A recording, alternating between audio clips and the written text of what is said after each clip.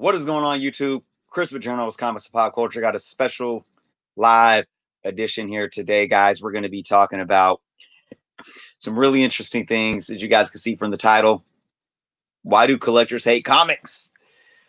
Very interesting discussions to have today. Vincent, what's going on, man? Thanks for stopping in. We'll give it, as always, a couple minutes to let some folks join. And for those watching on the rewind, sit back, grab a drink, yeah, fast forward through the first couple of minutes before we get started here. I do want to make some announcements. Tomorrow is the big day.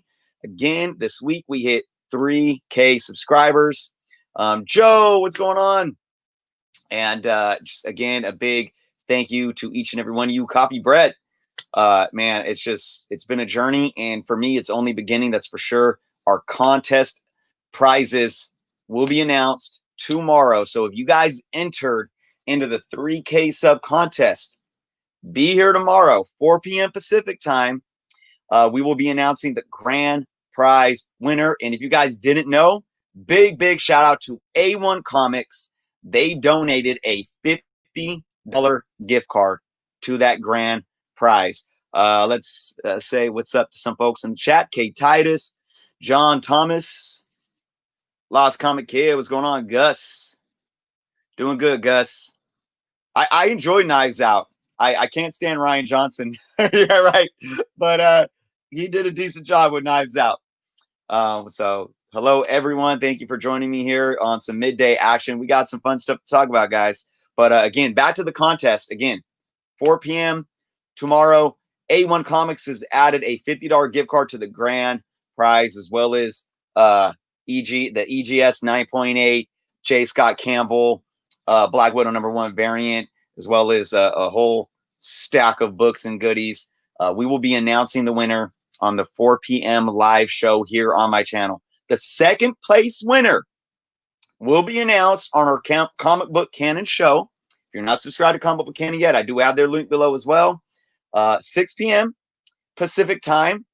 Come hang out with us there. If you didn't win the grand prize, you still have a chance. So, and guys, if you guys are not a patron yet, I do want to let you know I do have my patreon.com page set up. Link is below. For only $3.99 a month, you guys can help support the channel. You do get perks as well, Patreon exclusives, and you will get, if you become a patron today, if you sign up before midnight Pacific time today, you will still get an extra entry into both the grand prize and the second place prize, and you automatically get entered into the patron only contest to win this beauty right here, Tales to Astonish number 91 in 8.0 white pages. So again, awesome stuff going on. I cannot wait till tomorrow. But with that being said, guys, let's talk about the subject at hand, shall we? Michael L., what's going on? My favorite X-Men character is Psylocke. Yes. Let's see.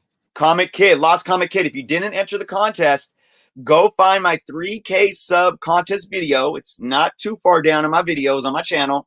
Watch that video, and it'll tell you how it's really easy. You got to be sub. You got to comment there. You got to subscribe to Comic Book Canon, and then you got to find the contest video on the Comic Book Canon and comment there. That's basically it. So, all right. Man baby's gonna man baby. Oh man, my favorite Ninja Turtle, man. Growing up, my favorite Ninja Turtle was Donatello. But I mean, it's changed over the years. I mean, it's tough, man, because I like Raph. I like his rebel attitude, and I like Leo's kind of like Leo holds that, like, with great power comes great responsibility as a leader. But so it's really hard for me to pick. But I liked purple growing up, I guess, and Donatello was always like kind of like a balanced personality out of all of them. So yeah. But guys, so I want to talk about some things here. You guys may be asking, what is this title? Why do collectors hate comics? So a lot of you may know, and I'm actually uploading a video. I did a video discussing this. It's going to be posted later today. I'm rendering it down right now on my phone and whatnot. So yeah, it's still rendering, but I wanted to get a live discussion going with you guys and really kind of get some live feedback to these things that are just I wouldn't say weighing on me, but that are just, you know, I'm in the thick of right now, right? I did a video a week or so back now, um, talking about you know discussions that I got into with individuals saying the comic book industry is dying, it's doomed, and nobody's reading comics and collecting comics anymore. And I did a video on that, and then I presented some numbers. I presented some substantiated numbers to try to prove them wrong. And then I did a poll. I polled 150 comic book collectors, and I did a video yesterday showing the results of that poll. And still, so many people are so negative and about where the comic book hobby and industry is today. And I want to ask, I really want to ask, why do comic book collectors hate comics so much? And it's people from all sides. There's this huge, for one, there's a ton of toxicity, especially on Facebook. Leon, what's going on? Ernie. But outside of that, there is a huge divide, right? And this divide, I think, can be partially generational, but at the same time, it really boils down to how individuals collect.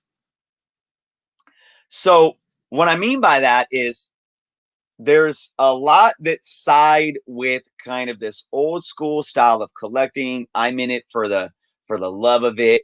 I collect to read. I'm not in it as a speculator. I don't flip, and I'm not into variants, and variants are ruining the hobby and speculators are ruining the hobby, right? And then you got on the flip side, you know, speculators and whatnot that knock anybody that doesn't collect and do what they do. And a lot of this divide and the toxicity from this divide comes out a lot in social media forums. And I see this a lot when, say, you know, a new collector comes in, posts in a comic book group on Facebook and says, "Hey, I'm new to the hobby. Like, what is a barcode? Or why does one issue have a barcode and another one have a picture of Spider-Man?" And they're talking about newsstand versus direct, right? And people laugh, you know, they hit the laugh emoji and then they laugh at them. Oh, if you have to ask that question, you're stupid, right? So there's a lot of that petty bickering going on too. But I don't want to just look at that surface issue of the toxicity. I'm going to dive deeper into the fundamentals of that is ingrained in collectors when they think that it's doom or gloom, apocalypse, end of the world for comic books right now. It is crazy. Jason says it just comes down to people wanting something to complain about. Ultimately, yes. Ultimately, yes. Thanks for stopping by, Gus. Appreciate it, man. I love this. John Thomas says people are often afraid of what they do not understand. And I think that is key. Thank you, John. That is key. Ernie says started 3 years ago and loved the hunt, read, and appreciate the art form. And that's another thing. You know, people always say, oh, no, new collectors aren't coming into the hobby.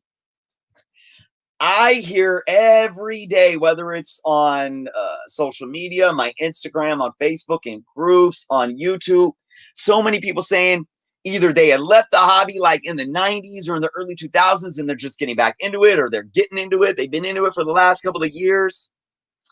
Yeah, so Beer Fang Thunderfish says you run into the toxic nonsense in any hobby. Video, very true, very true. Video gamers, war gamers, comic books, Trek vs. Star Wars, absolutely. And hey, Star Wars fans are toxic within their own world themselves, just kind of like comic books. So I hear you. So, but again, what does Vincent say? He says, I thought you were going to talk about how people who are collectors that don't collect comics. Well, kind of, Vincent. I mean, we'll dive. I'll dive into that in a minute here. Let's see. I'll be collecting change in a cup after trying to pick up old keys, says Joe. He's selling some comics to get that FF48. Good luck. Yes, yes. Kookie says, I just started collecting a couple months ago. That's what I'm talking about. Welcome to the hobby. Thank you for joining. And hey, if you have any questions ever, feel free to ask and some comments on my videos. I'm always an open book. Apple, what's going on? Good to see you in the chat. Jay says, I started collecting 1 year ago and I got about 20 short boxes already. Nice. All new modern age comics. I became a weekly buyer again after Pox's Coffee Breath. Michael L is talking about Ravage 299. I don't think I ever read Ravage 299.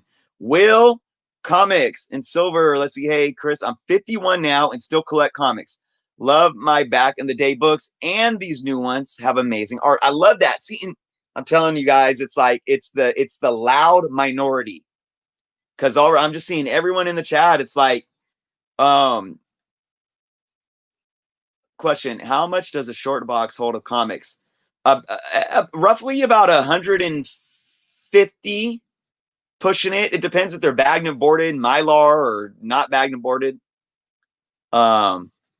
Yep. So you guys are already bringing up so many positive elements about that speak to the health of the hobby right now.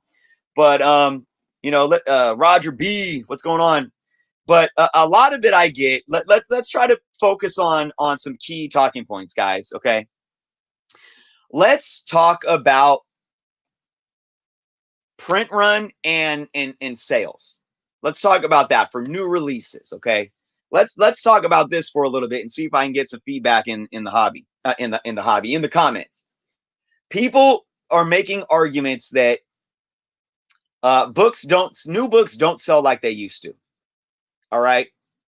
If a book sells 100,000 copies, it's cream of the crop. I want to know what you guys think about that. See, Bobby Wolf Warner, what's going on? Jib says, I love the hunt. So fun to find random books in the wild. Absolutely. See, Bobby says, back after being out a while, just got a bunch of Bronze, Silver Age, Marvel, and DC keys to open up. Glad to have you back for sure. Indeed. Leon says, I read comics since 3 years, and since 1 year I read U.S. comics too. I collect the old 90s X-Men comics, X-Factor, X-Force. I love them. I don't care what the value is of those. I will always love them. And Vincent says, seems like modern books are selling pretty solid right now. Johnny 5 alive. Johnny 5, what is going on? So yeah, man. I mean, look, here's the thing. Let me add a little context to print run. People argue comics don't sell like what they used to. That's the sign of a dying time. People aren't buying comics. Well, I polled 150 people that are in the hobby, and people were saying your numbers are skewed because you're polling. You can't just, you're cherry picking. I'm like, who do you want me to poll? Old grannies, old grandmas, like that play bingo at the senior center. Who do you want me to poll? I want to make a poll about how much money comic collectors spend on comic books. Who am I going to poll? I'm going to poll comic book collectors, right? So anyways, I polled 150 people and it showed how much money they're putting into new comic books, new releases specifically, right? So when you say that comics don't sell like they used to, it's merely because it's evolved, all right? There's a lot of people that are getting their comics digitally, and there's a lot of people that are getting their comics via graphic novel and trade. All right. But there's still money in it. Look, and here's my thing to that. It's better to have a decent amount of buyers that can take a title or an issue that could sell 100,000 copies, while understanding how to maximize but not overproduce a print run, rather than printing 2 million copies, selling 500,000, but then having a mass production of a copy that's going to eradicate the value of that book on the market, right? So we evolve. The idea of the amount of books that are selling right now speaks to the fact that there is still a market out there, but it is evolved from where it's been. Now, do we as an industry want those numbers to keep going up? Absolutely. But here now, let's bring in the issue of DC in the cutbacks, guys. All right. Everyone looks at what's going on at DC as being so negative. It's, look, people are losing their jobs, and that's bad. But I've used the issue, or I've used the example of Apple as an example, and I'm gonna use that example again here, guys. In the 1980s, Apple was like doing its thing. The board was doing its thing and saying, "How can we keep growing?" And what did they do? They Steve Jobs, the brain and the heart of Apple. They outed Steve Jobs and they brought in the CEO of Coca-Cola, thinking bigger is better, right?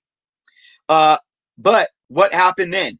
Over the next decade, they almost bankrupt and went completely under because bigger wasn't better. So what did they do? They brought back Steve Jobs. They minimized the workforce and they streamlined their product. They gutted all of their product lines and streamlined with one thing. You remember that what that was when Steve Jobs came back in the late 90s? It was the iMac. And that was it. They put all their R&D, they put all of their money into one thing, the iMac. And they focused that model ever since. All right. Quality over quantity. And look at Apple now. So when you talk about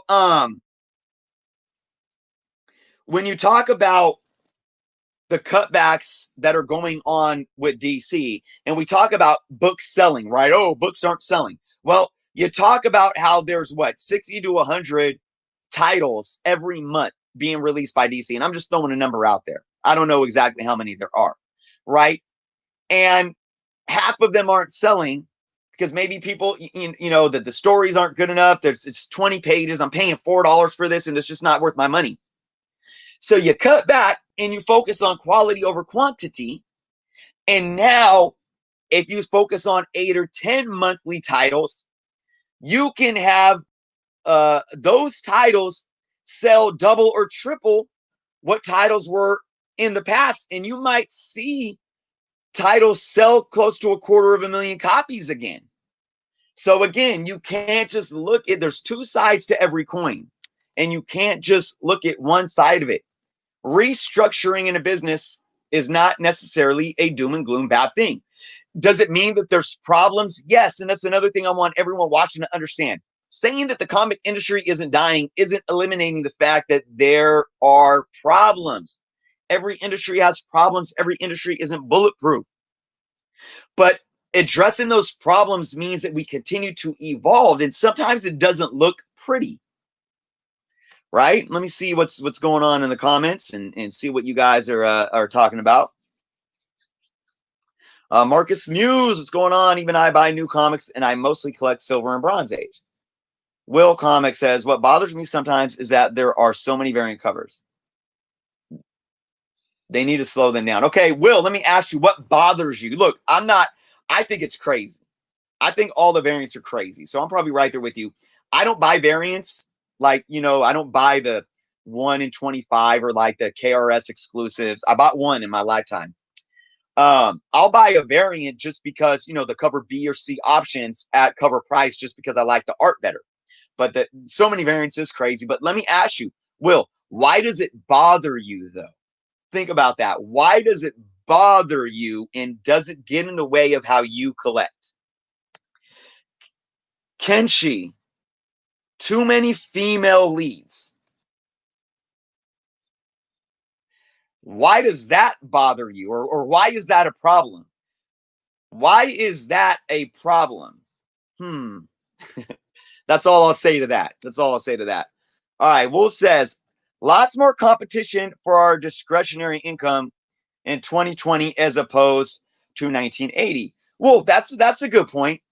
Now, I'm assuming when you say competition, you don't just mean comic books. I'm assuming you mean other things that we're spending our money on, whether it's like frivolous spending like electronics or going out to the movies or bills, right? Is that, let me clarify if that's what you're what you're getting at. And hey, Wolf, you're right. It's like, if you look at like monthly expenses now to like 1980, look, I mean, we have cell phone bills, we have internet bills, we have cable, but like there's so many more monthly expenses that are taking up a percentage of our expendable income, right? Beer Frank says, did you hear though that Ethan Van Sciver said DC was stopped publication totally in June? That was look, right now there's no that was it was, I believe, like Comic Cosmic or something. It was a fake blog site. There's no substantiation to any of that was in that. So until there's something that can be credible and substantiated, just no, nope. That's not factual whatsoever. Let's see. Man, you guys are, it's tough to keep up sometimes.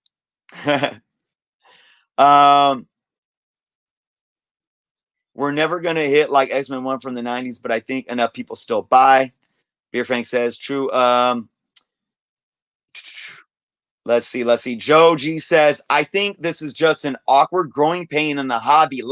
I love this, Joe. I love this.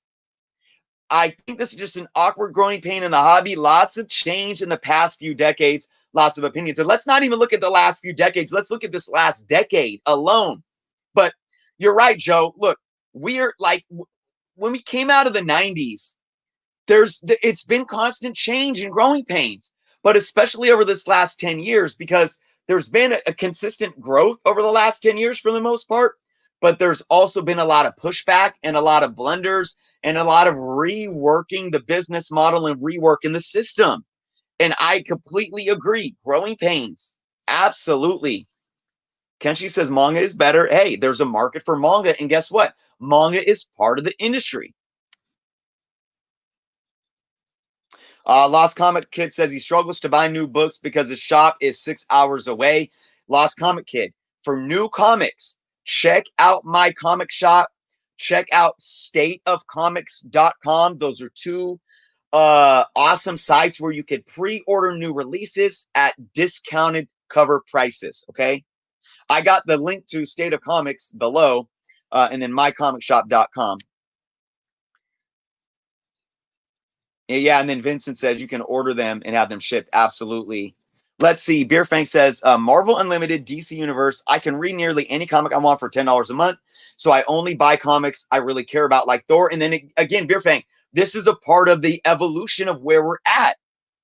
You still buy print, but you utilize what works for you, and that's digital. And that's a beautiful thing, because guess what? You are still an individual that is interested in this hobby, period, right? Raphael says, Juarez, I go to New Comic Book Day and still pick up older books to go along with titles I'm reading now. Excellent. And I still think from everyone that I engage with, guys, and I've been in this hobby for a long time, and even in this, in this community for a long time, and everyone I engage with, most people are balanced. Most people mingle with new books, with modern books, with older books, a little bit of speculating, and that's a beautiful thing too, because there's so many avenues that we can venture in with this hobby, that so we're not bored, right? Let's see.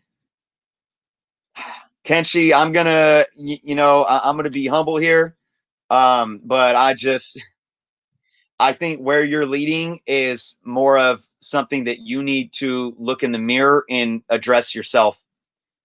I think you might want, and again, I'm being humble. I'm not judging you. So don't take this the wrong way. This isn't an attack. I think we all, we got to understand culture, right? We're cultured by our environments. And Kenshi, I just really think you might have to sit and look at your own biases, and maybe it's even subconscious biases and why you feel this way. And I'm not trying to say that you don't have a right to feel the way you do, but ask yourself why you're feeling this way, and then maybe ask yourself who's influencing you to think these ways. because I see you kind of pigeonholing a lot of kind of, you know, spewed rhetoric, right? Leon says, I'm from Germany. That's why I write. I read US comics since 1 year, right? But in Germany, collecting is much cheaper because is one new issues or 2 US issues. So it's a little more affordable for you over there in Germany, it sounds like.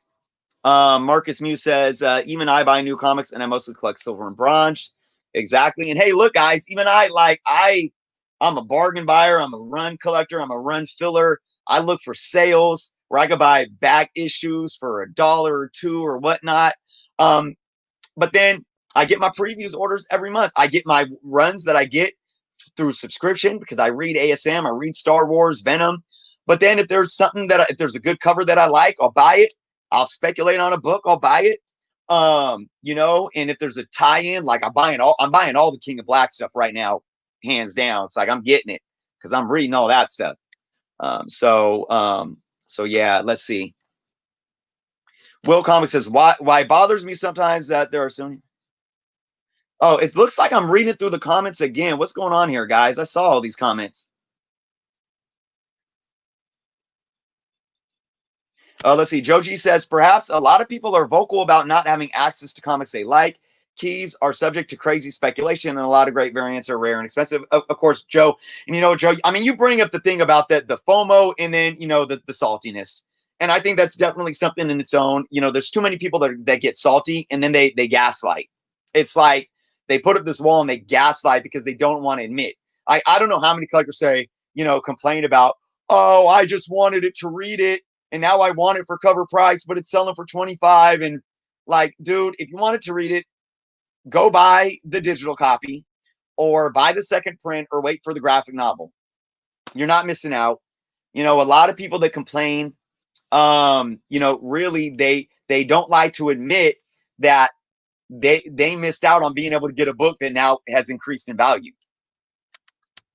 The same people, though, that want books to be valuable, the same people that want the books that they own in their hands to be valuable are the same ones complaining that prices are being gouged. It's crazy. It's crazy.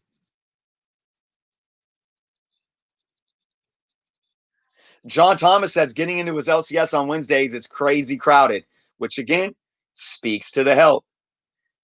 Jason, thank you so much for the super chat and the support for the channel. I really, really appreciate it. I really do. I appreciate each and every one of you. Again, I always say it. I know it may sound cliche, but I wouldn't be here without you guys. I mean, it's real, and you guys fuel me. This is a what's that kind of new agey term? Synergy, right?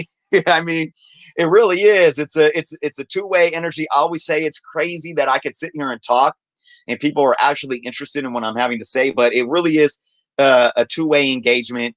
I really appreciate all of you guys, and you guys give me the energy and the content and the ability to keep doing this. So thank you so much, Jason.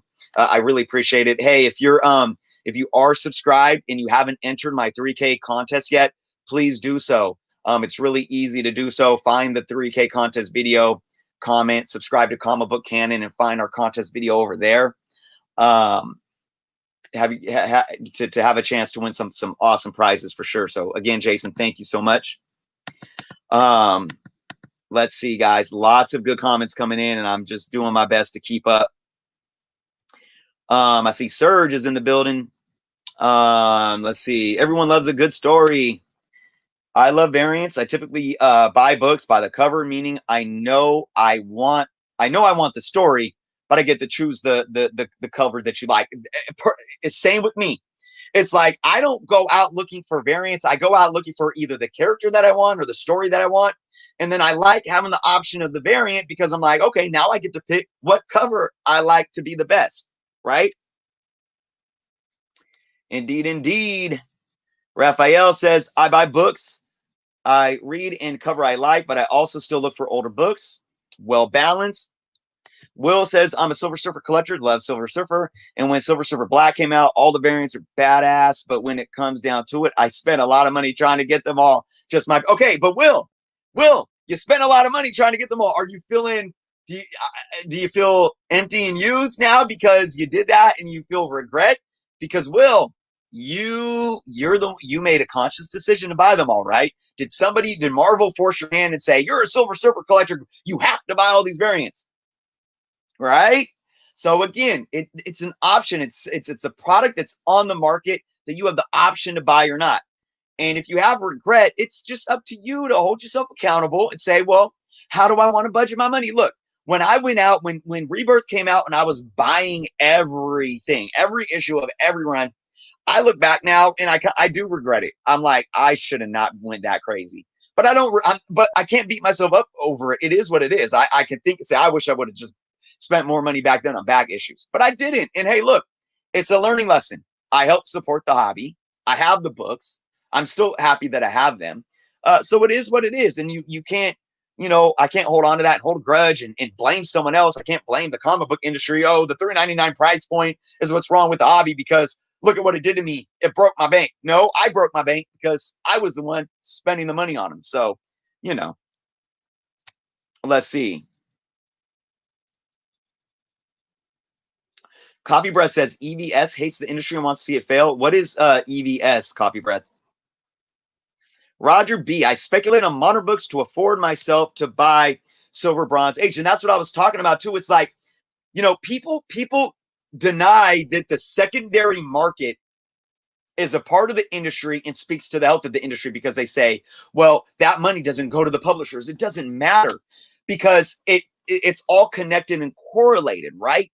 And the health of the secondary market absolutely speaks to the health of the primary market. And like Roger just said here, look, a lot of money is going into the primary market to then help put money into the secondary market or vice versa, guys. It absolutely matters. So, Rulian, what's going on? Currently feeling like the picture on my shirt. Yep. It's been a long day at work. Well, I appreciate you taking some time to hopefully relax and tune in. Definitely. Serge says, this is serious, but we all still learning from it. To everybody out there needs to understand that.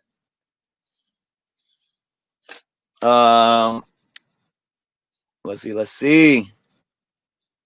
BTC Moon Guy, appreciate the feedback and compliment for sure. Okay, Kenshi says they're killing off iconic characters to replace them with characters like Cap and Miss Marvel. Do you mean Captain Marvel, like making Miss Marvel Captain Marvel? Well, let me speak to that, Kenshi.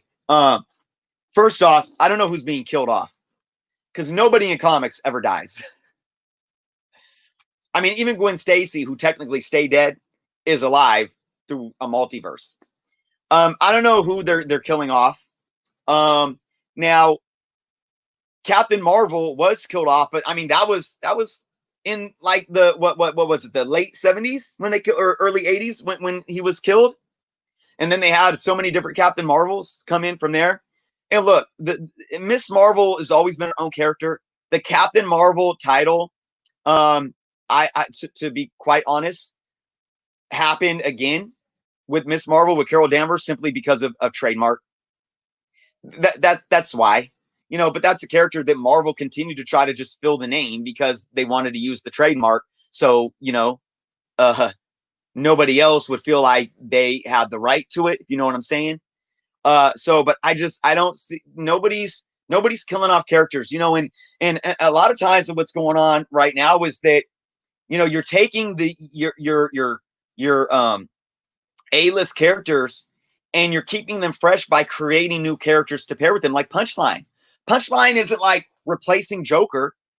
Punchline is, adding on to the depth of the storyline that surrounds Joker and Batman, and it's creating fresh content. So I don't see the argument of the fact that they're killing characters. And to be quite honestly, and I know it can be redundant sometimes. Like, how many Hulks have we had?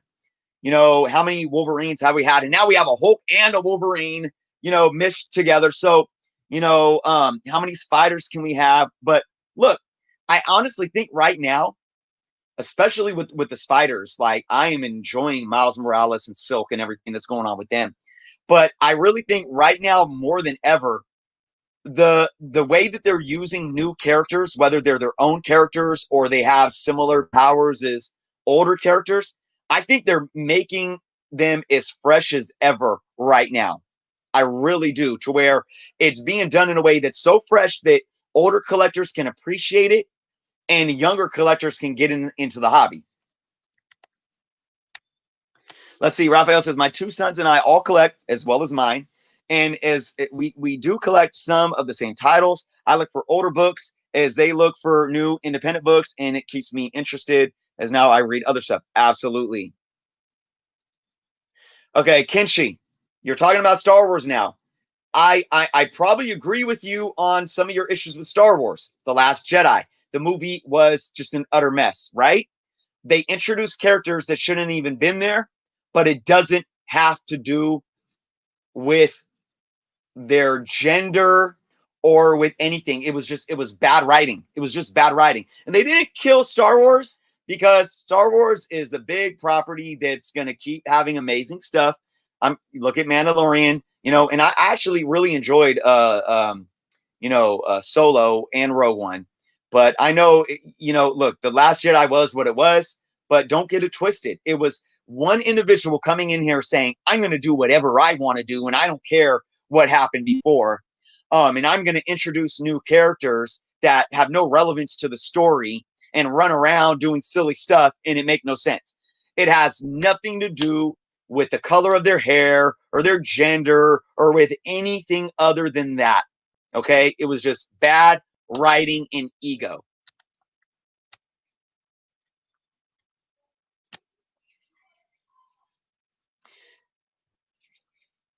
Yeah, Kenshi, I'm just going to say it right now. I just feel like, look, I'm trying to be humble, but I feel like you're repeating what a certain few sensationalist YouTubers repeat. There's nothing to substantiate your claim of bringing race or gender into this or some big conspiracy theory. And honestly, I'm trying to hear you out, but I don't even want to entertain it if it's going to go down that road. Sixth Space, what's going on? Appreciate everyone in here today. And again, I want to take a break to remind everyone I will be announcing the winners to my 3,000 subscriber contest tomorrow on my channel. Grand prize at 4 p.m. Pacific. We'll be announcing the second place prize winner at 6 p.m. on the Comic Book Canon Show. So I hope all you guys tune in, especially if you entered. I really hope you guys tuned in. All right, guys, I gotta keep up on these comments here. Let's see. Let's see.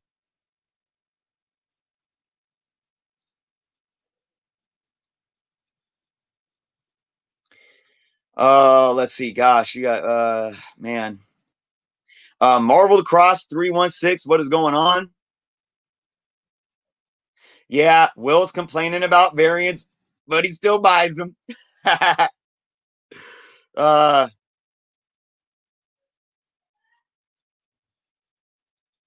trade trade is effective floppy sales too. That's true, but that's not a bad thing. It's just a shift, right? It's a shift in how people are collecting.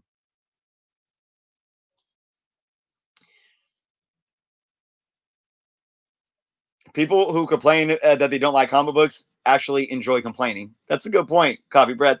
I mean, look, we all have the right to complain about things that we don't like, but for one, I feel like we got to do that respectfully, and for two, we can't sensationalize that and create these big conspiracy theories and be so bitter that all we're doing is pointing fingers and picking up pitchforks, in creating this divisive rhetoric.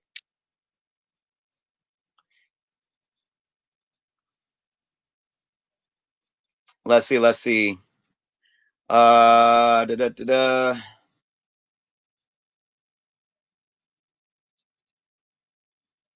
Sorry, guys. I'm just trying to get through these comments. If you don't see why, then you don't know why comics are dying. I just hope, too, that we're staying respectful in these comics.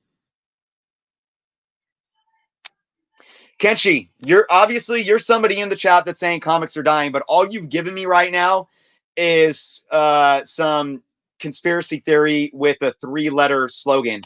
So look. I'm serious. Like, substantiate some facts and some evidence to tell me why the comic book industry is dying, other than there's things that you don't like because of what seem to be your own personal biases. I would truly like to know.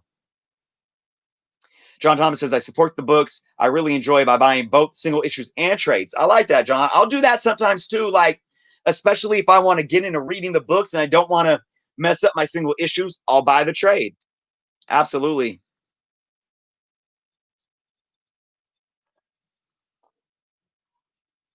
Will says he's an addict. I think many of us definitely have some type of addictive personality with when it comes to our comic book collecting, for sure. Wolf says triple threat type of guy, reads, collects, and specs in that order. Live from Brooklyn, NY. Right on. I love it. I love it. Let's see. Six Face says the comic market is not dying. Variants aren't killing anyone. And I absolutely agree. They're not. They are not doing any. Look, and here's the thing about, like, look, here's the difference. Here's the difference. People always say, oh, look, it's just like the 90s. Look at all these variants. Look, in the 90s, people bought books, whether they were like foil covers or whatever, because they thought they were going to get rich. Okay. Now, I'm not saying that people don't buy variants because they're expecting some kind of return. I think a lot of them do. Okay. But let me tell you what they don't expect to do. They don't expect to get rich. They don't. The majority of them do not expect to get rich. And most of them buy them to get that 9.8, and then they're keeping them in their collection. All right. That's a huge difference right there. That's a huge difference. The thing is this, guys. It is known that a lot of the variants that get hot and blow up cool off. It's been that way for 10 plus years now. But what's been happening to the variant market? It continues to grow. So what does that tell me? What does that tell me? It tells me that people are still willing to buy the variant, even at that bloated price when they first hit the market, knowing that they might take a loss later on. Where's the burnout, guys? Where is the burnout? The variant market is hotter right now than it was 2 years ago, 3 years ago, 5 years ago, 10 years ago. And it is clear that not all of them hold that, and there's a big bell-shaped curve when it comes to a lot of the variants, but people are still buying them. There's no burnout yet, so there's no evidence that say variants are killing anything.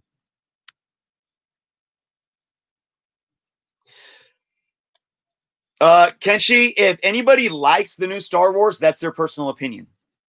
You cannot like it. Let others enjoy it if that's their prerogative. Variants are good for artists as well, says Copy Breath, and you have absolutely said that before. Buy what you like. Kenshi doesn't care about variants. I really don't either. I'm not a variant fan, but I do not condemn those that are. Sales are sales, says John Thomas. That's absolutely correct. Jamie says, comics are a sickness that I just can't recover from. Okay, well, well, there you go, Jamie. That's the title of this live stream. Why do comic collectors hate comics? Are you Jamie? You're in my chat. I'm glad that you're here. Don't take it wrong, but I'm going to put you to the test here. I'm glad you're here. You have a Superman logo. Do you collect comics? And if you do, please tell me why you feel that comics are a sickness and you can't recover from them. Or are you saying because you're addicted to them because you love them so much? I need context. I need context here. Yeah, Marvel, Beer Fang, Marvel has been dead for many decades. All right, Coffee Breath. Let's make sure we keep it. Like I said, I don't even know what's going on because let's make sure we're keeping it respectful, guys.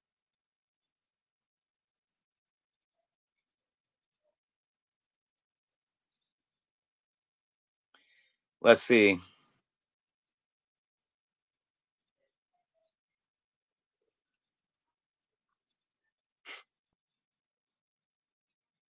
Kenshi, nobody replaced white males. Nobody replaced white males. I'm not. I'm. I really don't like where this is going, and I'm just I really don't.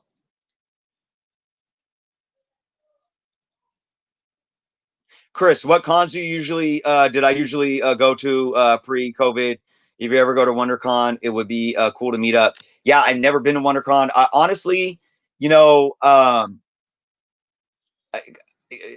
Stockton Con and SatCon were the two big ones that I would hit up, and then we've had our little Ohana Con, who was they were in Fairfield a couple years, and then I think in Vacaville. So those are the primarily ones, the primary ones that I would hit up every year. So you know, I've definitely stayed pretty local to me. Myth Lab, what is going on? Coffee Breath says some people are used to everything fixing looking like them. Now that they don't, those people feel attacked. It's sad. That's 100% true, Coffee Breath. It's 100% true. And it's this, that's why I said it's a subconscious cultural conditioning that they might not even be consciously aware of. Although I might be giving people too much credit by saying that. I love Solo, dude. Solo was extremely underrated. Beer Fang says the independent scene is really catching my eye lately. Yes, White Widow has been pretty neat, and I have to admit it's the one comic I go in for variants of. Absolutely, people really disregard the independent market, guys. The independent market is doing its thing now, and I think the independent market is making DC and Marvel. Well, it's one element that is making DC and Marvel look at how they are to restructure their business model. Absolutely. Absolutely, hands down. All right. Am I ever going to catch up? Rogue One was great too. I thought they did a great job of Rogue One. Let's see. Man.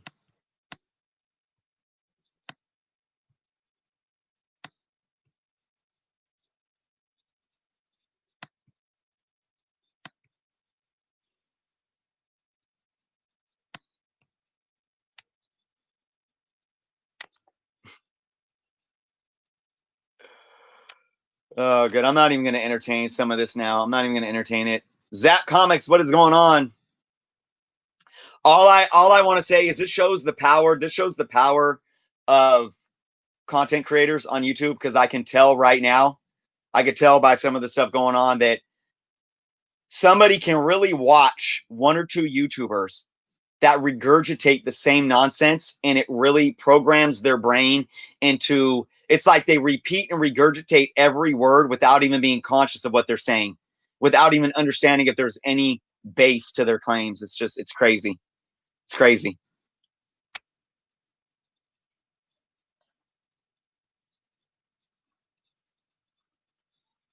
John says, I buy 2 copies of some books just to read and then donate to my local library. That is awesome, John.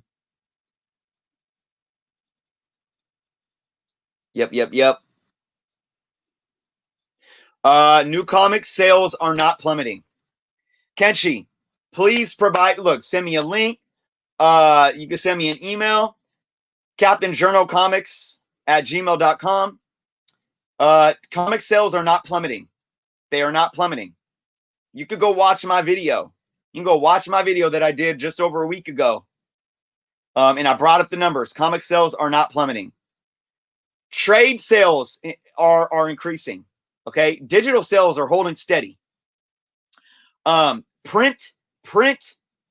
sales had a record-breaking $1.2 billion year in 2019, Kenshi.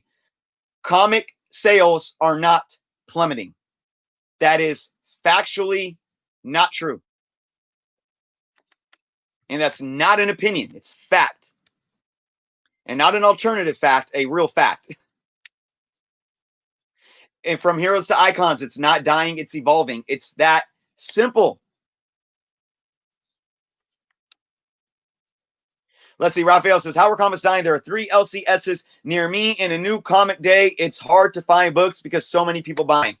Absolutely. And Raphael, we're not going to sit here and ignore the fact that through this evolution of the industry, it's hard for some LCSs to adapt. I mean, look, outside of comics, the physical brick and mortar store of consuming goods is hurting because we are going into this online digital age. So many more people are sitting, with their phones at their fingertips, being able to buy online and get it shipped to them. That's affecting LCSs as well. But there's a way to adapt. Look, we are even in COVID right now. No LCS. Look, I live in an LCS with a plethora. I live in an LCS. I live in an area with a plethora of LCSs, from San Jose to San Francisco to Oakland to Sacramento. Dozens upon dozens of LCS stores, of comic shops. Not one is closed during COVID. I know a really good, humble individual, Ryan, who owns State of Comics out in the Midwest, who actually upgraded his store during COVID to a huge location. There's a way to do it and a way to make it work if you're adapting to what is going on in the industry. Evolving to extinction. It's not, there's baseless claim. Look, again, let's look at the poll that I did. I polled 150 people. They're putting over $300,000 a month into new releases alone. They're putting almost $1 million. 150 people are putting almost $1 million into comic books on the primary and secondary market. That's a fact.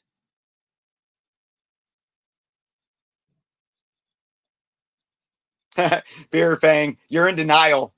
He says it's not an addiction. We could stop whenever we want to. That's what they all say.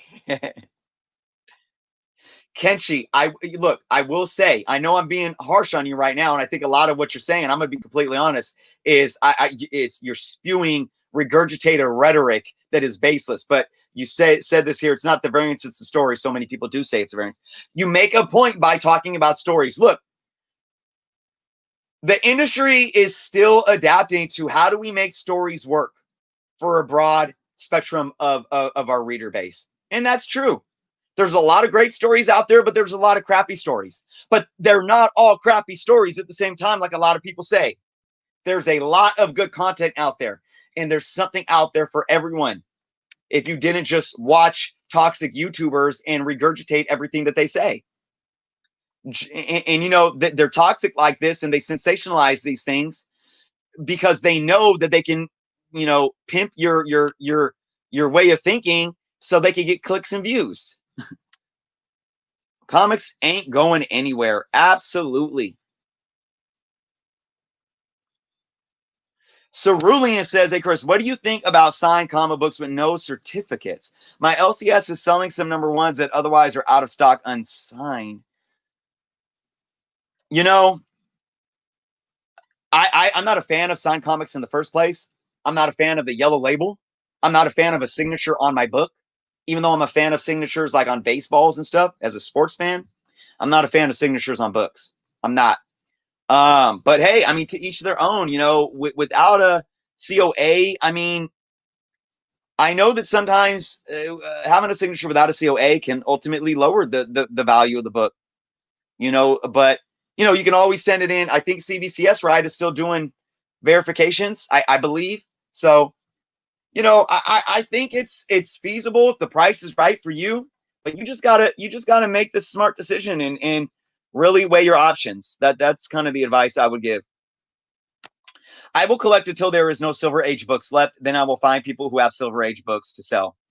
Absolutely, Myth Lab. And again, look, even with the evolving state of the modern comic, back issues are not going anywhere anytime soon either. There's more money.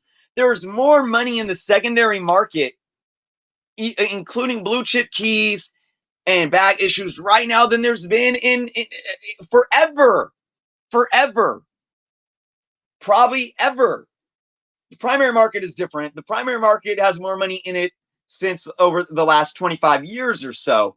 But for the secondary market, you're probably seeing more money in the secondary market right now than ever before. And that's not slowing down. Devo Barrow. Let's see. Devo Barrow says, these bandwagon collectors love to hate comics. They want comics to make them outrageous money and aren't satisfied when they don't meet their expectations. So they bash the industry. Devo, I do believe that that's a part of it. I do. And that's what I was saying earlier. If you weren't here, I was saying that, so many people, they gaslight. They won't even admit, they're mad because they didn't get their books when they could. And now they're worth 5 to 10 times the value. And they want to blame speculators, but they're speculating on the book themselves. And they just, or they, they missed out. It's like they wish they could be the speculator that makes the big money. And then they gaslight and act like, oh, I'm only in it for the love of the hobby.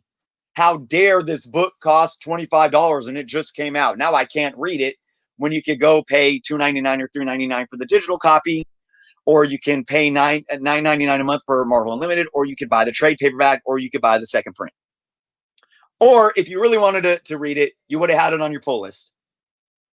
I talk about that all the time.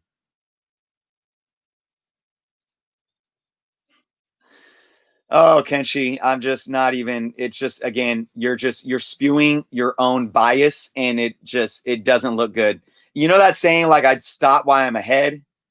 That's kind of where you're at right now, man. And I say that respectfully. I really do. I really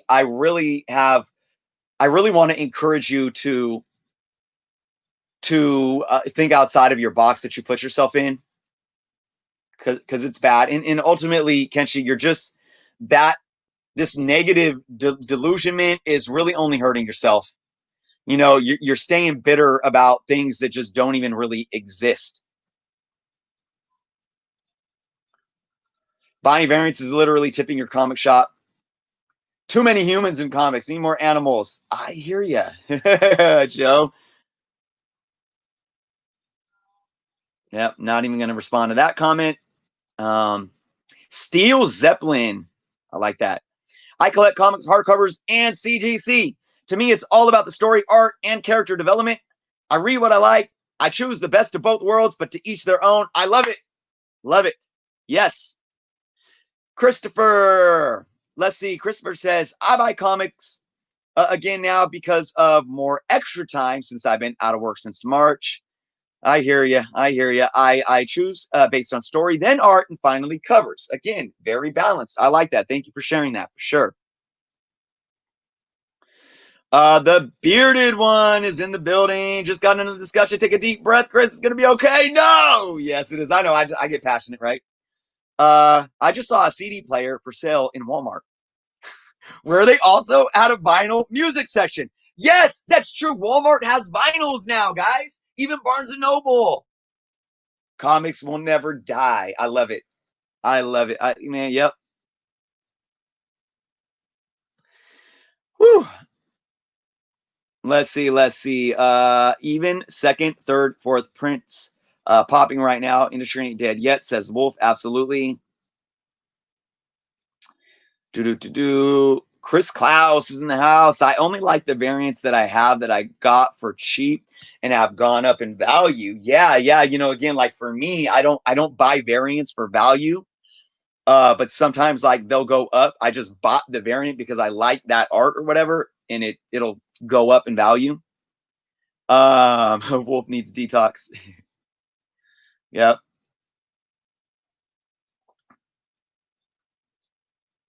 Let's see. Let's see.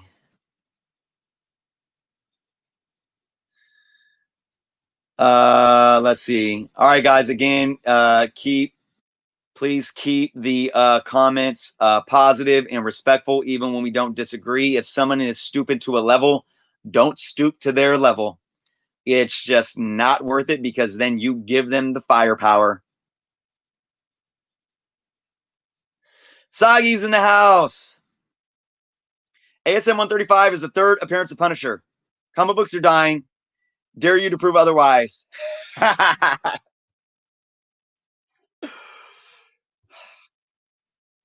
I'm staying calm. I know you're just messing with me. Let's see. Yeah. Hey, Six Faith, I just read your comment. I'm not going to read it out loud, but I agree with you. I agree with you with what's going on about people not having points. So yeah, just don't even stoop to their level, man. Matt is in the house. I have 3 LCSs all around a 25-minute drive. I'm just outside Toronto. It's healthy here. Yes. Beer Fang, we don't really see the self-contained one issue one story thing they used to do in the Silver Age. Would self-contained stories bring more people in? Beer Fang, that's a great. Let me get some water here. I like that. That's a good point. I don't think we'll see self-contained stories like that, really. I mean, look, an industry needs to maximize their money, right? So they want to spread out their story arcs, right? But to your point, I do think we need more substantiated in a $3.99 issue.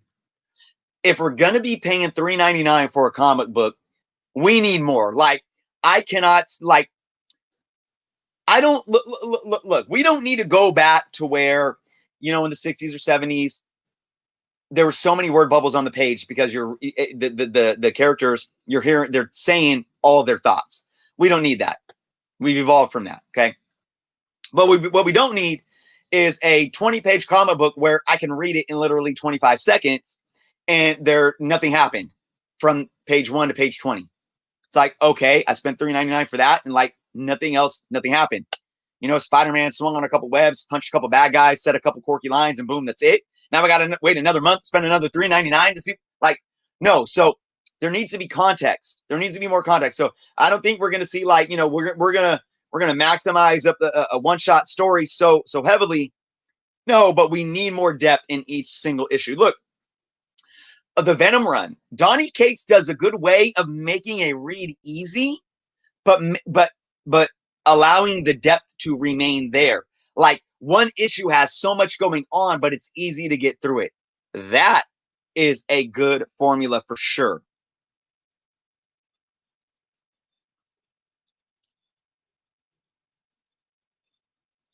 Pope says variant covers may have come about lately, but most people would agree that there are too many covers.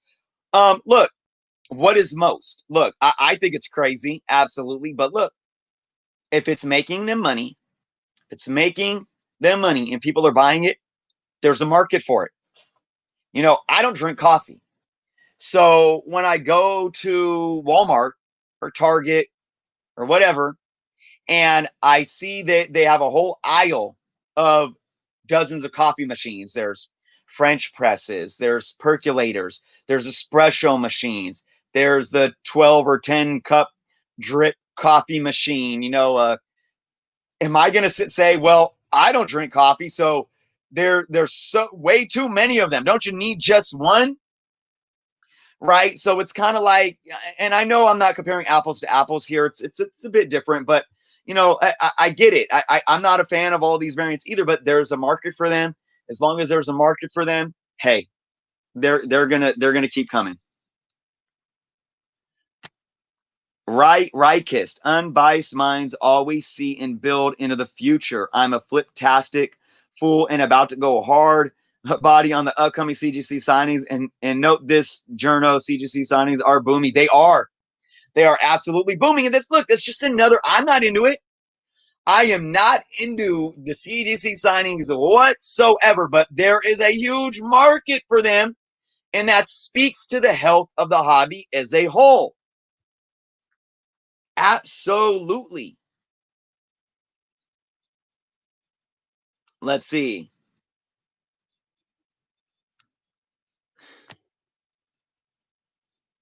Yeah, hey, Six Face. Again, I'm gonna say I'm just reading your comment, and I'm not gonna read the whole thing, but research is not binge watching sensationalized YouTubers that do nothing but spew the same rhetoric. That's not research. It's not. It's literally like, if we want to get to a psychology level, it's basically brainwashing. It really is. It's cognitive bias, and it's ultimately a form of programming. And I'm not saying that like I'm being completely honest here. Like when you disregard actual research because you heard somebody repeat something a million times on a YouTube video, yelling and screaming it down your face, sensationalizing something, and you believe that over factual data, that's a problem.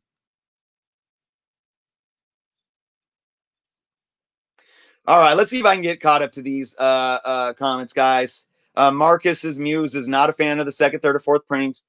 I'm a fan. Look, Marcus is news. I'm a fan of those printings because they do a couple things. One, if you keep the print rows low, you don't mass produce, and if people still want them, you can buy the second or third printing at cover price, right? But then what they do is they'll change the cover and make them a variant, which changes the marketability of them, and then they become collectible in themselves and speculated on in themselves, and it drives the value up. So I think that's kind of probably what you're talking about, the things that you kind of don't like. For sure, for sure. I will buy a fifth print just to own the story, says Cerulean. Absolutely. Give the rest of us a chance to own the comics. Yep. I will say this, guys, and like I said, I'm not trying to get too much into this, but I just, Kenshi, forced diversity is killing comics. Diversity cannot be forced. The only thing that was forced within comics was the whitewashing of comics. The only thing forced about the color of individual skins in the comic books that we all love was because in the 1930s, 40s, 50s, and 60s, before Stan Lee came in and said bigotry has no room in this world and in these comic books that we love.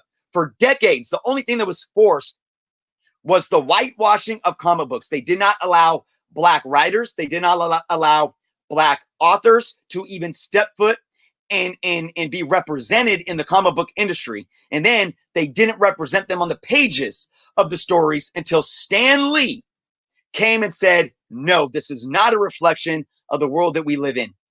And he made effort to change that. So if you love comic books and you love Stan Lee, but you believe that forced diversity is killing comics, then ultimately you should back out right now because you missed the point for however long you've been collecting and reading comic books. And that's all I'm going to say about that.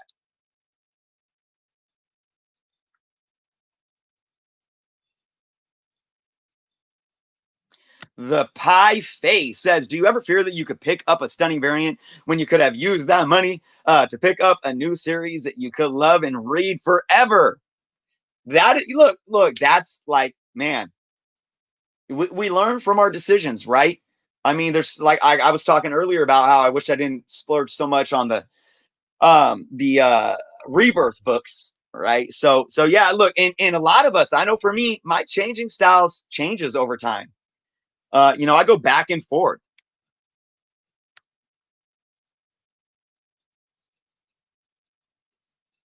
Let's see. All right.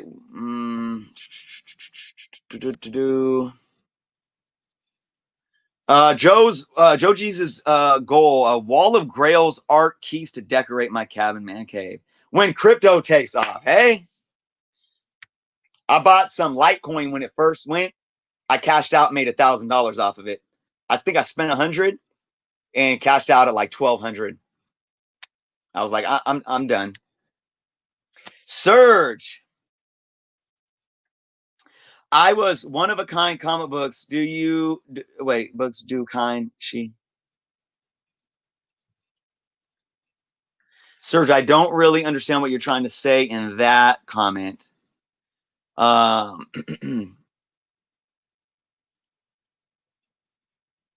Still trying to catch up, guys. I do apologize.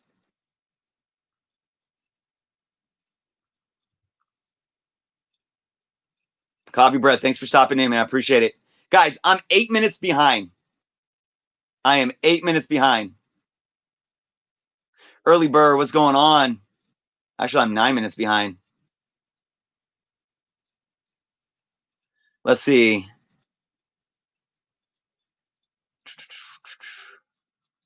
Marvel the Cross 316 has a channel, guys. Go check him out.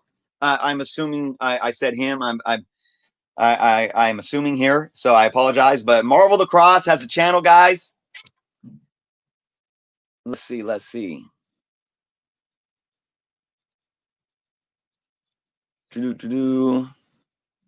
What's the best modern books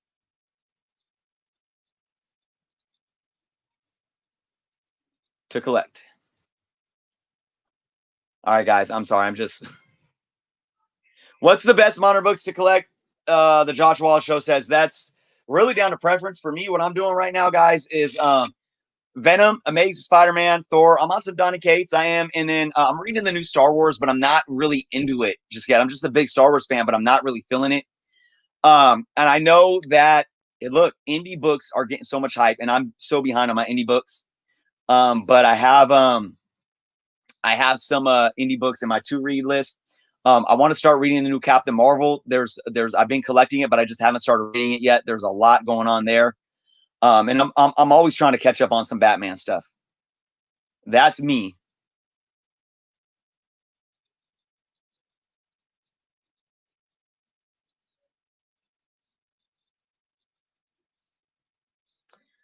Oh, let's see. Okay, where I'm at. I'm at 133. I'm 7. I'm 8 minutes behind, guys. I'm catching up. Venom. Yep. Will Caban. What is going on?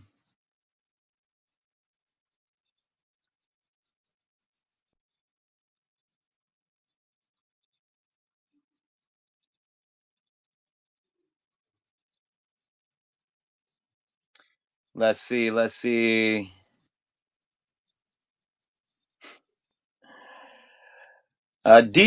Brando is in the house. In my opinion, comics aren't dying, but the mainstream comics are more likely to disappear and be replaced by Indian manga. I mean, you make a solid point. I don't think anything is going to disappear, but there is more demand for indies in manga.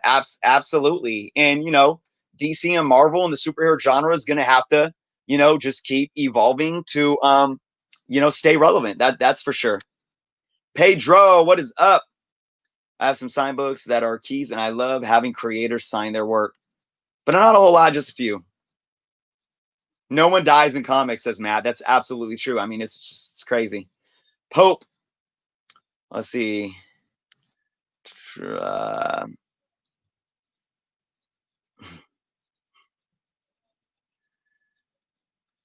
Bam Frank is in the house.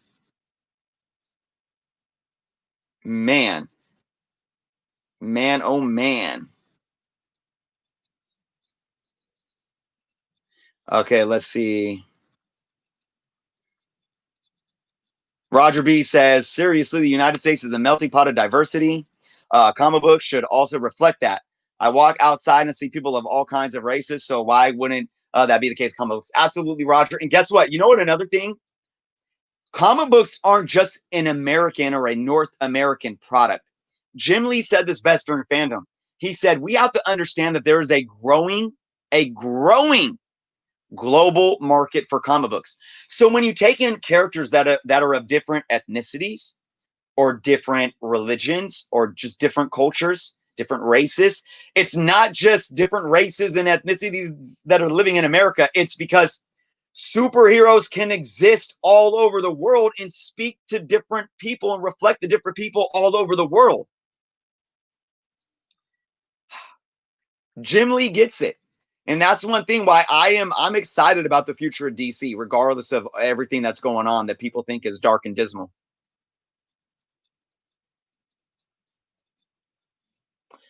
Let's see.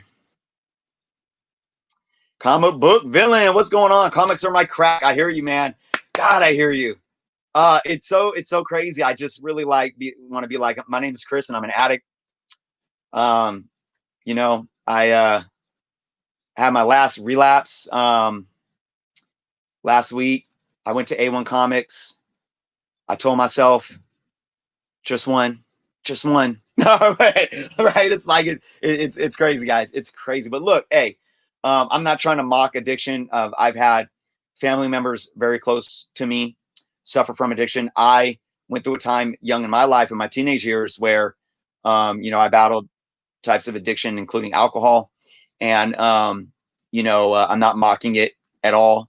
But look, if we are addicted to it in some form or fashion, it's a good addiction. Look, as long as you're putting food on the table, paying your bills, and taking care of your family and your kids and your responsibilities, it's all good, right?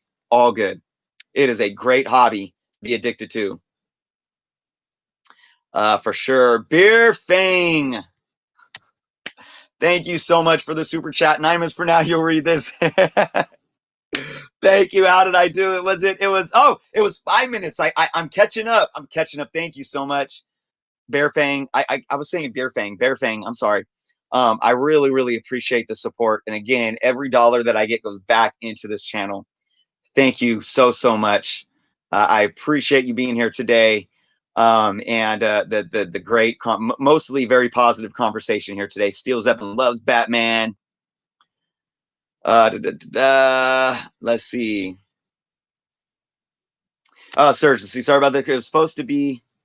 Okay. Okay. Gotcha. Gotcha, Serge. Daryl is in the house. Yeah, Department of Truth. I've heard a lot of good things about Department of Truth. And guys, and I know I'm late. I'm like years late to the party, but I've been buying the trades for Walking Dead. I'm gonna start reading that because I binged the show and I loved it. I binged the whole 10 seasons in like 2 weeks.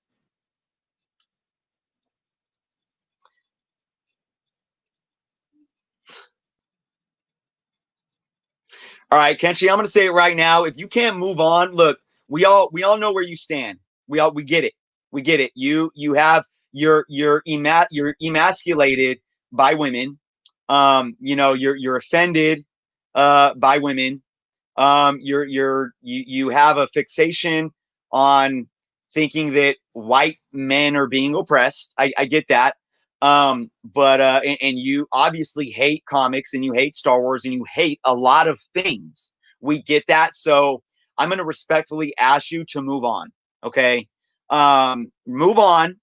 If you want to contribute to the chat and with another topic, let's do that. If not, I would suggest, that thank you for being here, but I suggest, I think you've said your point and it might be time for you to kind of, like I said, move on. So let me just make that, put that out there. All right. All right. Let's see. Is A1 still doing the mystery? Dio, that's a good question. I do believe they are, but I would confirm with them. But again, A1 Comics, they're awesome live sales every Wednesday and Friday on Instagram. If you guys aren't checking out A1 Comics, I got their information below as well. And I said, hey guys, for those that entered my contest, A1 Comics donated a $50 gift card, to the grand place prize winner. So don't forget to enter if you haven't yet. You have until midnight Pacific time tonight, guys.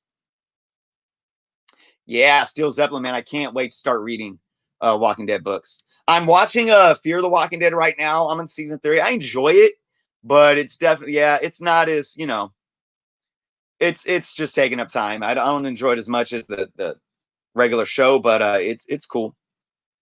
Kid Collector, what's up, man? I hope you're done with school. Got your homework done.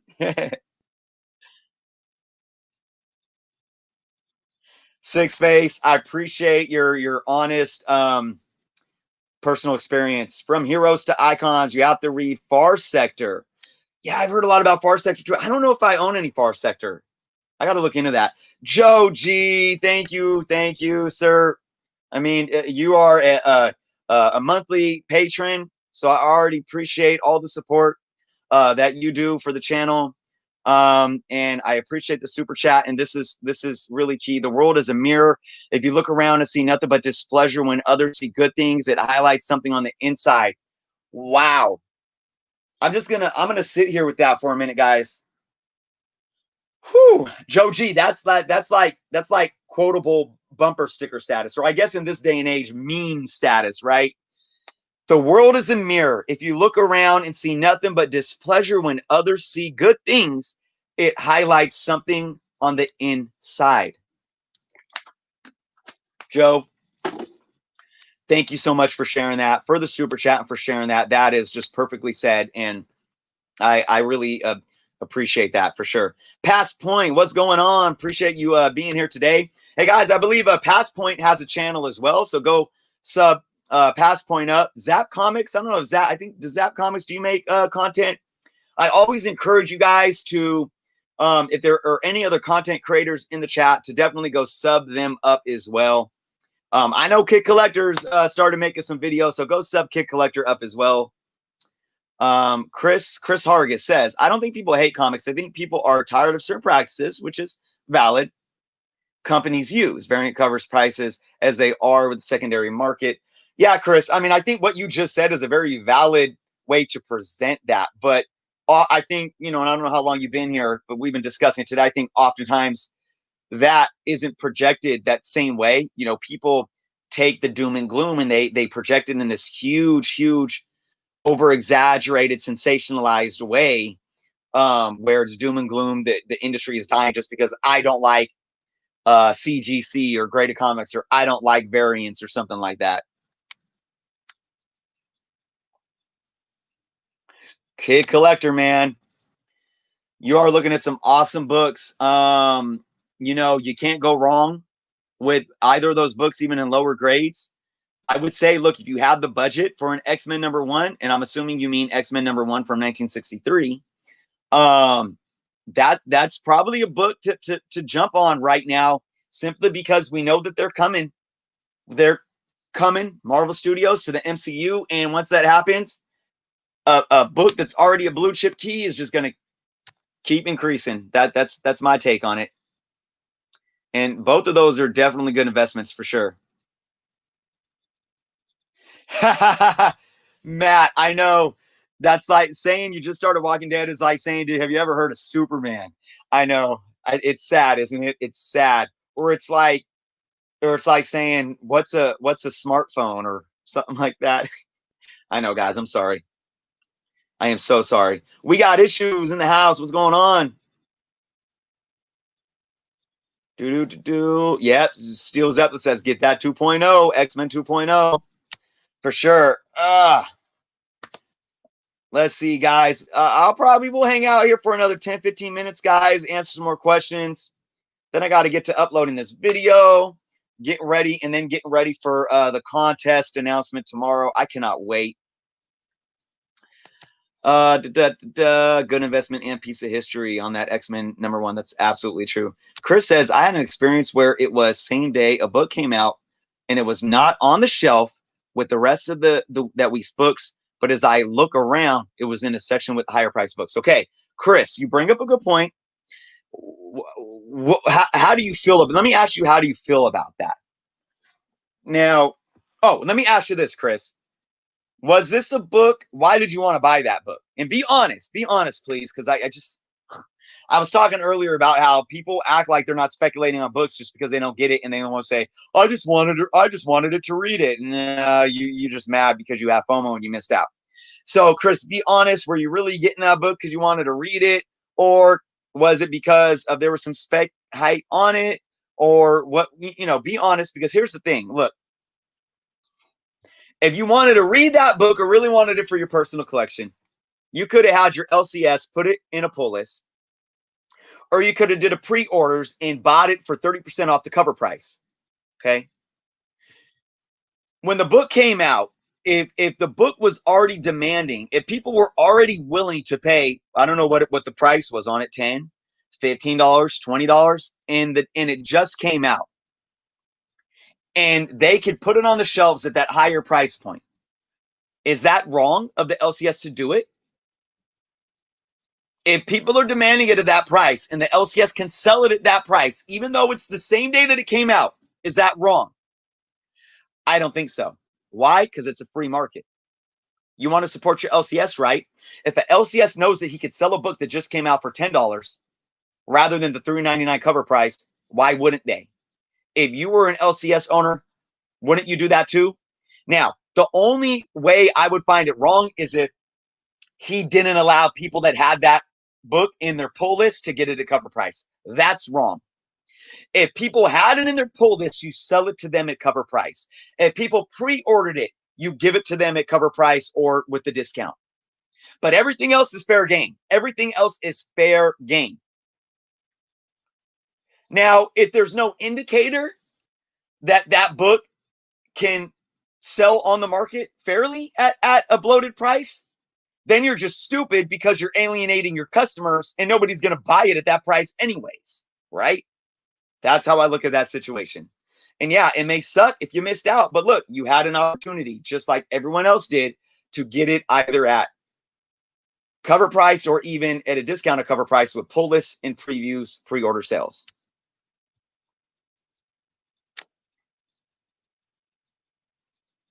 Chris, Yara Flor, the Brazilian Wonder Woman. Yeah, exactly. In that, Roger, that points to what Jim Lee was talking about.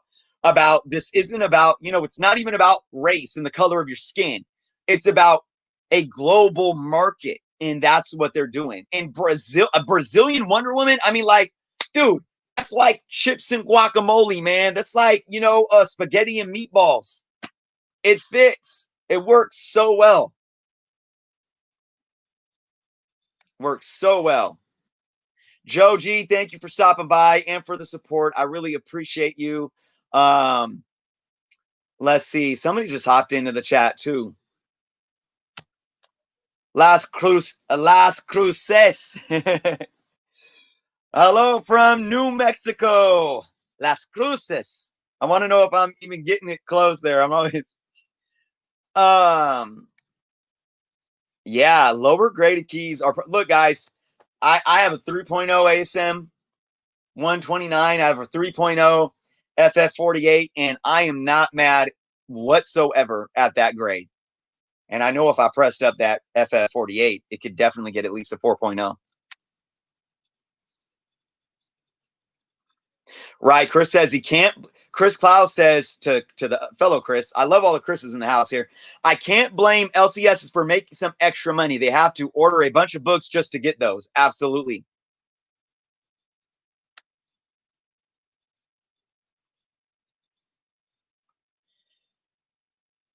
Yeah, Ben, about Green Goblin. It's Green Goblin is an interesting thing because we saw him done twice now in the movies.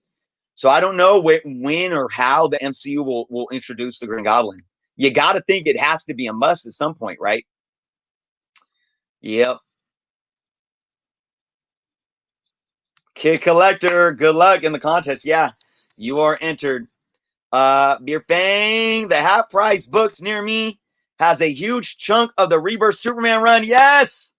Okay, well, were you here, Beer Fang, where I was saying, like, I spent all this money buying all the Rebirth issues when they came out, and I haven't even read a quarter of them because it's so overwhelming. And, then you could find them at sales for like half off the cover price.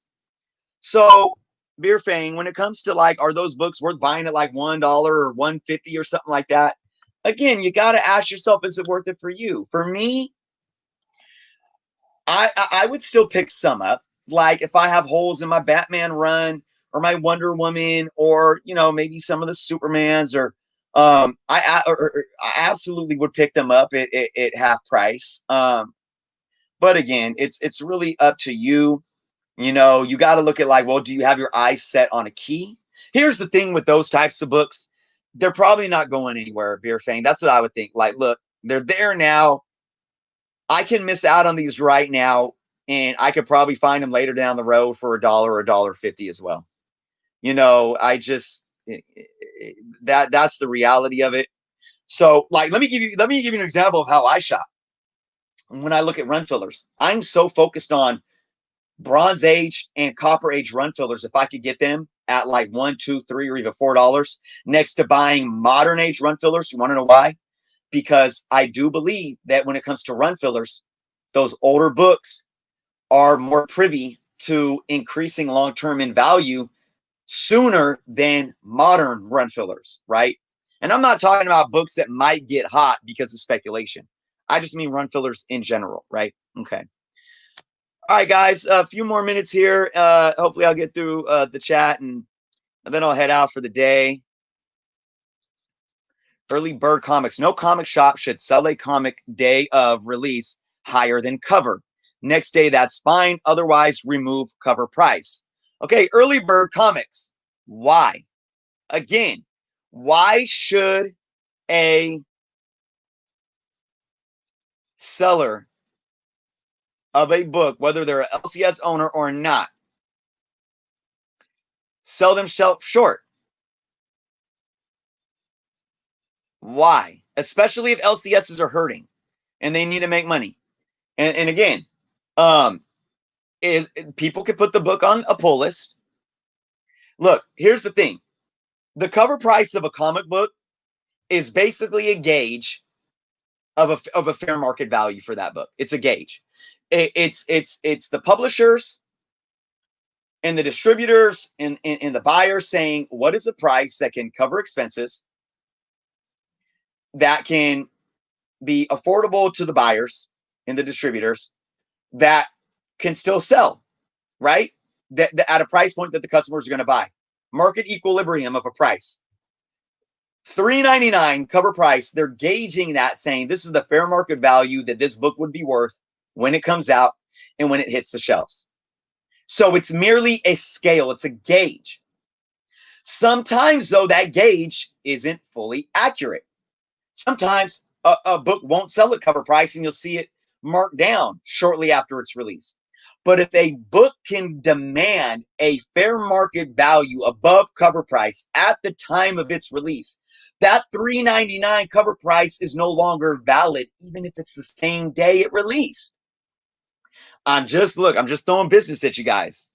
Now, look, if I was an LCS, right, and I was doing good, I wasn't worried about overhead or profit, and I'm healthy, and I could command maybe $10 for that book, maybe I would, maybe because of I'm a nice person, I would say one issue each at cover price, and then each additional issue $9.99 or $6.99 or something like that. Maybe I would do that just to be fair and give customers a deal, because that probably would be a good business model to allow customers to come in and say, hey, I this guy's a good shop owner. I like how he runs and handles his business, right? But I'm not bound to do that. I don't have to do that, right? So, but hey, to each their own, right? Oh, and then Pope just said, I think to have books pulled aside, one per person, or if it's pulled to be marked up 3 or 4 times. Yeah, I think the one per person thing is really good. And I think that happens more than your LCS is marking them up on day of release. I think the one per person works because it allows them to gauge, saying, okay, well, I could be fair and sell these at cover price, but if the demand is high, then I can start marking that price up after I could pull the one per person off and then just mark the cover price or mark the sticker price up. So.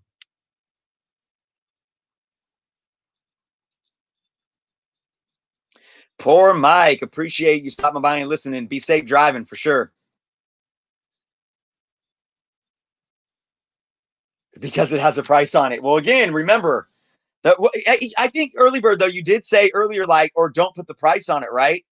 I mean, hey, that's actually a decent argument, because I was just going to say it's a gauge. Cover price is a gauge. But when it comes to sticker price, you can remove the sticker, right? You can always remove the sticker.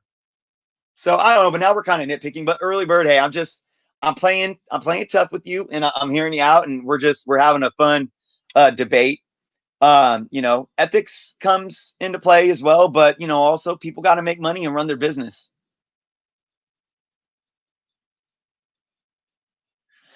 Okay, but early bird, you said if you're collecting a run and an issue is put out of your price range, you can't continue that run. Here's the thing: if you're collecting a run, put it in your pull list. There's no excuse. If you're collecting a run, go to Midtown, go to My Comic Shop, go to so many different places where you can buy it for 35 cents in a previews pre-order. I'm going to say straight up, I'm not giving you any leeway here. That's an excuse. If you're collecting a run, then you're concerned about maybe there being a hot book that's specced on. If you're waiting for your LCS to get them in on Wednesday when they come out and it's above your price range already, the only person to blame is you, because you had countless options of being able to get that book to your budget. That's having it in a pull list, or getting a mail subscription through Marvel, or pre-ordering it via previews orders at 35% off cover price. There's no excuse for run collectors. There's not. And that's why I, as a run collector, do my previews orders every month. And that's why I get my mail orders from Marvel print subscription, because I am a collector of runs and I don't want to miss out on an issue. and I make sure I don't. And if if I was going to a store just buying them off the shelves and I miss the issue and I don't have a pull list, again, there's no one to blame but myself. Made to Last. Yes, I watched the new Transformers. What is it?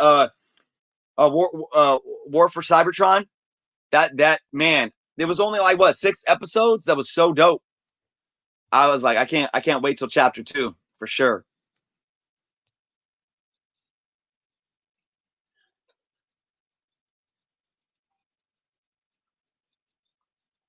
Yeah, and also early bird. There's always the second. There's always the second print, and I know the second print isn't. It's not the same thing. I get it, but look, early bird. If that's the case, then don't complain. Then if that's the case, then don't complain if every single comic book in your collection loses its value, right? Because some people don't have comic books that you have in your collection. Maybe they just wanted to collect that run of Amazing Spider-Man, and they don't have Amazing Spider-Man 300, and they don't have $1,000 to afford it, but you have it. So, to your logic, are you willing then to have your Amazing Spider-Man 300 lose its value so this collector of runs can buy that book for cover price or a few dollars? And again, I know I'm kind of playing devil's advocate with you here, so no offense, it's all respect, but early birds is in UK. That does early bird. That hey, that's a challenge for you. That is. You say subscriptions are not always filled, and we don't have LCSs. Okay, so look, I'm humble to that, and you do bring up another. Now to say you don't have LCSs, what does that mean? I know there's LCSs in the UK. Are you really far from one? Is that the case? But I would like to know, early bird. I would like to know if what shipping, if you know what shipping would be from either Midtown or My Comic Shop, or if there is a UK distributor that allows you to do pre-orders. So look, yeah, you bring up a different situation, early bird. But with that being said, though, how do you get your hands on new books, though? Because I mean, that in itself seems to be a bigger problem, right? It seems that regardless of the price of the book, it's how are you getting your books? And I want to wait for this answer, and then I'm going to call it a day, guys. So Bishner, what's going on? Thanks for stopping in. Yeah, we're about to wrap up soon. We talked about a lot of fun things today. And I got a video that I'm uploading tonight as well. So I heard you early bird about upping the price the day after. I get it. And you're just posing your opinion about probably like what's the ethical thing to do. But I'm just gonna play devil's advocate there a little bit and say nobody needs to twist their hand for them to do that, though. They have every right to charge what they want, though, is what I'm saying. Regardless if you agree with it or not. For sure. So far from one. You purchase through eBay. Early bird, and I don't know if you're savvy with this, but I would, what I would do, early bird, and maybe you've done this already, but I don't know if you have like saved sellers or if there's sellers that you frequent on eBay.